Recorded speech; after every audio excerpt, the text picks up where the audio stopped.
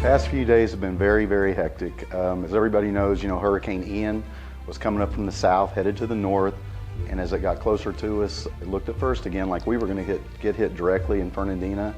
So the first thing that we do when we're preparing is that we review our emergency response plan, which has a lot of actions that we take for logistic purposes to get mutual aid in, to get our employees safe. Safety is number one for us, no matter what the situation, safety is number one. Once we got that enacted, we got a hold of our partners that we partner with, other utilities, to try to procure help to come in for the storm. It's called mutual aid. And mutual aid is where other utilities lend a hand. Also, contractors can sign up to be on property, and we were fortunate to get some very, very good folks here. Pike Electric came in, MDR came in. We had tree crews from Davey Tree and from Asplund. We had a crew from SEC Electric and also our own in-house crews.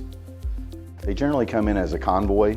They like to travel together, which is good for their security as well. And they arrive in groups, and as they arrive, that's where the chaos begins. Because as they get here, we have to pair them up with some of our folks to get them out to the substation, get them acclimated to what our safety culture is, and also to our distribution system that they were going to be working on. The big part of that is, again, their safety.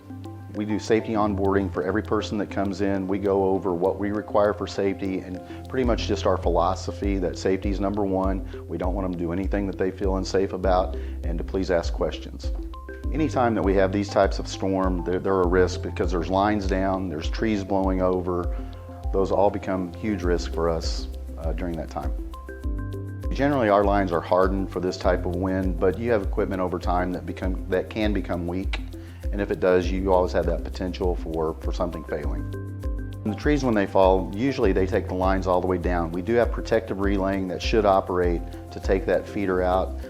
But I think that the crews did a tremendous job, both internally and externally. I feel like that we managed it fairly well. But the after part of this will be that we'll do a lessons learned document and figure out what we need to do better for next time. We're always looking for continuous improvement, and there's definitely some things that we could improve on for next time.